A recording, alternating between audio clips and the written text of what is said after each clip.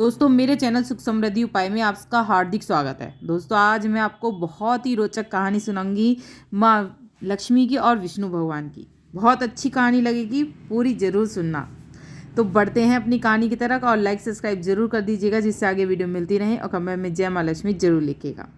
तो बढ़ते हैं वीडियो की तरफ ही। दोस्तों कौन सी कहानी है पहले जान लेते हैं। लक्ष्मी जी बड़ी या भगवान विष्णु बड़े। दोस्तों एक बार भगवान नारायण लक्ष्मी जी से बोले, लोगों में कितनी भक्ति बढ़ गई है, सब नारायण नारायण करते हैं। तो लक्ष्मी जी बोली, आपको पाने के लिए नहीं, मुझे पाने के लिए भक्ति बढ़ गई है। तो भगवान बोले, लोग लक्ष्मी लक्ष्मी ऐसा जाप थोड़े ही ना करते हैं। तो माता लक्ष्मी बोली कि विश्वास न हो तो परीक्षा हो जाए। भगवान नारायण एक गांव में ब्राह्मण का रूप लेकर गए। एक घर का दरवाजा खटखटाया। घर के यजमान ने दरवाजा खोलकर पूछा, कहाँ के हैं? तो भगवान बोले, हम तुम्हारे नगर में भगवान का कथा कीर्तन करना चाहते हैं। यजमान बोला, ठीक है महाराज, जब तक कथा होगी आप मेरे घर में रहना। गांव के कुछ लोग इकट्ठा हो गए और सब तैयारी कर दी। पहले दिन कुछ लोग आए। अब भगवान स्वयं कथा कर रहे थे तो संगत बढ़ी। दूसरे और तीसरे दिन और भी भीड़ बढ़ गई। भगवान खुश हो गए कि कितनी भक्ति है लोगों में। लक्ष्मी माता ने सोचा, अब देखा जाए क्या चल रहा है। लक्ष्मी माता ने बूढ़ी माता का रूप लिया और उस नगर में पहुंची। एक महिला ताला बंद कर रही थी। उससे पूछने लगी कि कहाँ जा रही हो? तो कहने लगी, मैं कथा में जा रही हूँ। माता ने कहा कि मुझे प्यास लगी है, मुझे थोड़ा पानी पिला दो। महिला बोली, माता जी 3:30 बजे हैं, मेरे तो प्रवचन में जाना है। लक्ष्मी माता बोली, पिला दे बेटी थोड़ा पानी, बहुत प्यास लगी है। तो वे महिला लोटा भर के पानी लाई। माता ने पानी पिया और लोटा वापस लौटाया तो सोने का हो गया था। यह देखकर महिला अचंभित हो गई कि लोटा दिया था स्टील का और वापस मिला सोने का। कैसी चमत्कारिक माता जी हैं। अब तो महिला हाथ जोड़कर कहने लगी, माता जी आपको भूख भी लगी होगी, खाना खा लीजिए।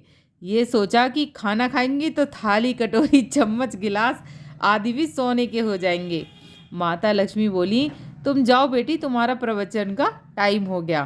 तब महिला प्रवचन में आई तो सही, लेकिन आसपास की महिलाओं को सारी बात उन्होंने बता दी। अब महिलाएं यह बात सुनकर चालू सत्संग में से उठकर चली गईं।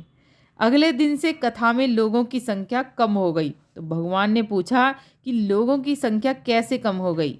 किसी ने कहा, एक चमत्कारिक माता आई है। नगर में जिसके घर दूध पीती हैं वो गिलास सोने का हो जाता है। घर थाली में रोटी खाती हैं तो वो थाली सोने की हो जाती है। उसके कारण लोग प्रवचन में नहीं आते। भगवान नारायण समझ गए कि लक्ष्मी जी का आगमन हो चुका है। इतनी बात सुनते ही देखा, जो यजमान सेठ बैठे थे वो भी उठ खड़े हुए और खिसक लिए। पहुंचे माता लक्ष्मी के पास। बोले, माता मैं तो भगवान की कथा का आयोजन कर रहा था और आपने मेरे घर को ही छोड़ दिया। माता लक्ष्मी बोली, तुम्हारे घर में मैं सबसे पहले आने वाली थी, लेकिन तुमने अपने घर में जिस कथाकार को ठहराया है ना, वो चला जाए तभी मैं वहाँ पर आऊँगी। सेठ जी बोले, बस इतनी सी बात। अभी उनको धर्मशाला में कमरा दिलवा देता हूँ। जैसे ही महाराज भगवान कथा करके घर आए तो सेठ जी बोले, महाराज आप अपना बिस्तर बांधो, आपकी व्यवस्था अब से धर्मशाला में कर दी है। महाराज बोले, अभी तो 2-3 दिन बचे हैं कथा के, यहीं रहने दो। सेठ बोले, नहीं नहीं, जल्दी जाओ, मैं कुछ नहीं सुनने वाला, किसी और मेहमान को ठहराना है। इतने में लक्ष्मी जी आई। कहा कि सेठ जी आप थोड़ा बाहर जाओ, मैं इनसे निपट लूं। माता लक्ष्मी जी भगवान से बोली, प्रभु अब तो मान गए?